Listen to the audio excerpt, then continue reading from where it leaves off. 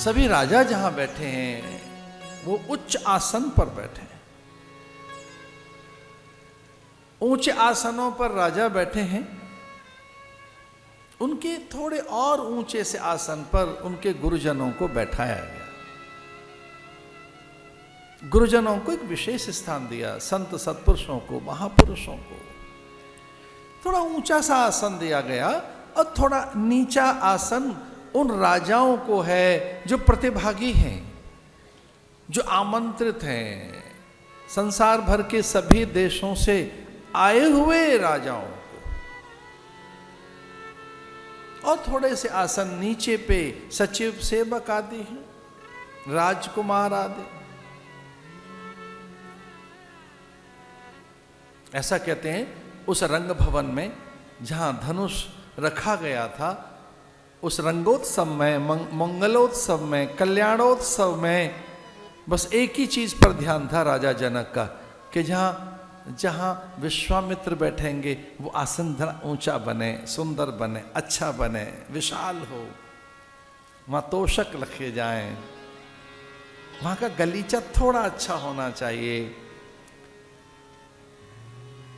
जहां पद पृष्ठ रहे गुरुदेव के वो रेशम का आसन हो, वहां पुष्प रहने चाहिए। वो बार बार छू छू कर देख रहे हैं कि कौन से पुष्प रहेंगे, सुगंधा कौन से रहेगी, वहां दीप कौन सा रखा जाएगा, वहां कौन सी अल्पना रंगोली की जाएगी, वहां कौन सेविकाएं रहेंगी, वहां प्रधान सेविकाएं रहेंगी क्या, कौन रहेगा, वहां जल फल किस प्रकार के रखे जाएंगे। गुरुदेव को जल की आवश्यकता हो गई, रसाहार क्या होगा उस समय, उन्हें क्या चाहिए। जनक स्वयं वो व्यवस्था देख रहे हैं। एक बहुत बड़ा मंच, सम्मंचनते मंच, एक सुंदर विशद विशाल। अब वो गुरु के लिए बना रहे हैं कि राम के लिए। मुनि समीप दो बंदुतः बैठा रे महिपाल।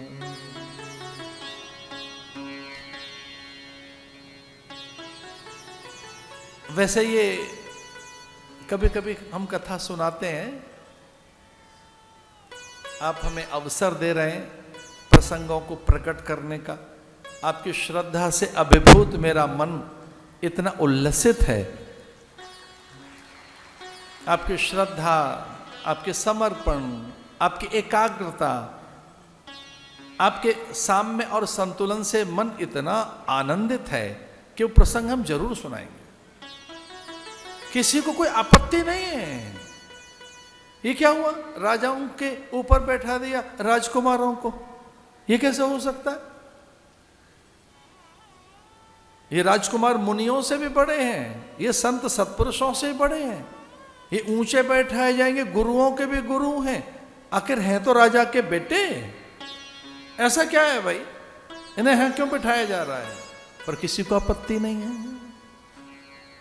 क्या बात है। वो एक बड़ी सुंदर सी कथा आती है।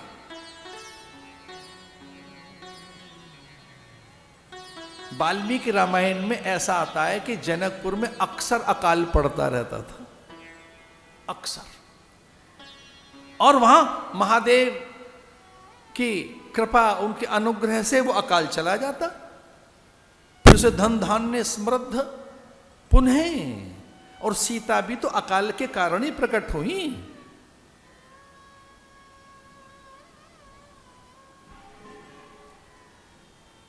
देवरचना,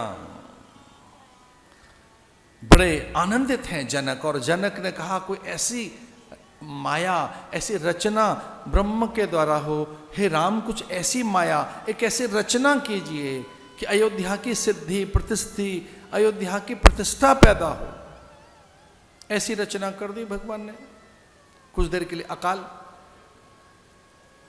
त्राय त्राय हो गई, जलाशय सूख गए, अब जल नहीं है, सरोवर सूख गए, नदियां नीरहीन हो गई, और तो और सदा नीरा नदियों का भी नीर खो गया। जनक जी अपने गुरुजी से पूछने लगे कि महाराज वर्षा कब होगी, कैसे होगी।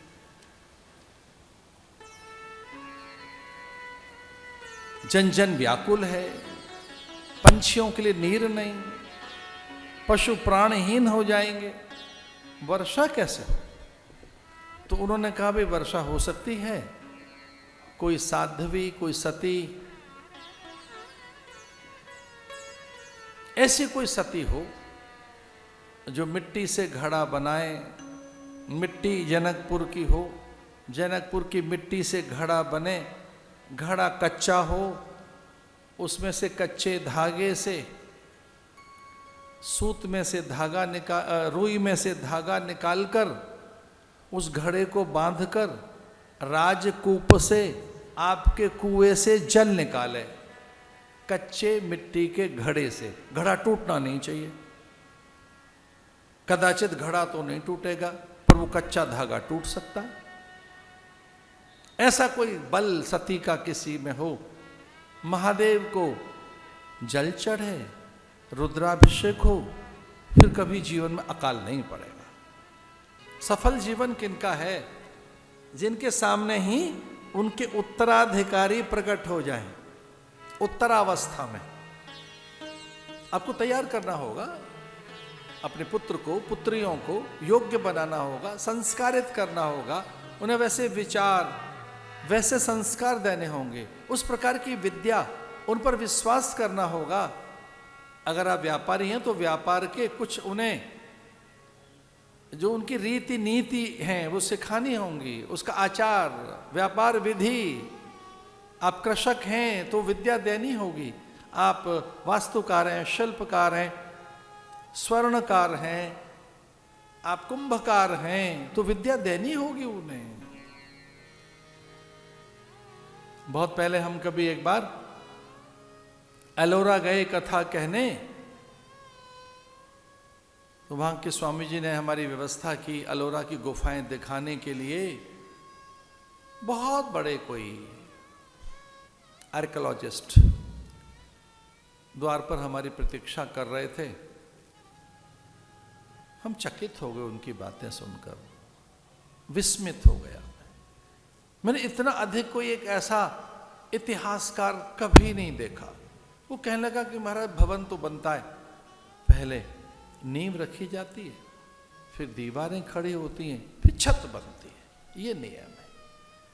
नींव खोदी जाएगी, शिलान्यास किया जाता है, पहले शिला रखी जाएगी, ईंटें या शिला रखकर, और फिर ये अधोरचना करते हुए फिर एक प्रकार से दीवारें खड़ी होती हैं महाराज, छत डाली जाती है, अंत में ही तो छत पड़ती है। मैंने कहा, बोले यहां छत से नीचे गए हैं, बोले पत्थरों को ऊपर से तराशते हुए, पत्थर तो ऊपर ही है, छत तो पहले बना दी गई, इन पत्थरों की छत जस की तस है, बस दाएं बाएं भाग से इन पत्थरों को चीरते हुए दीवारें बनाई गई हैं।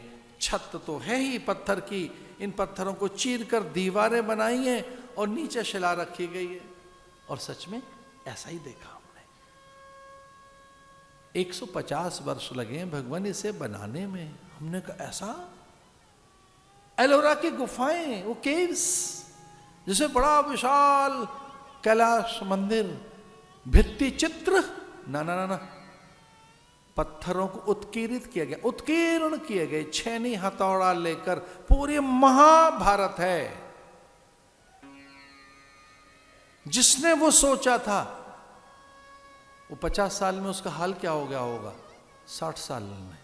फिर उसने अपने पुत्र को भी तभी सिखाया था, और जब पुत्र के भी पुत्र हो गया था तो पुत्र भी, प्रपात्र भी सीखने लगा था।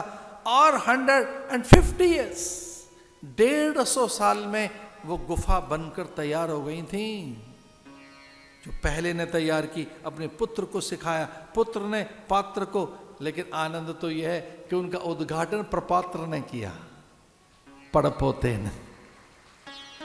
वो था ही नहीं जिसने वो बनाया, जिसको सिखाया वो भी बूढ़े हो गए। फिर पोता, और पोता भी बूढ़ा हो रहा है, और वो पड़पोता वो राजाओं को सौंप रहे थे।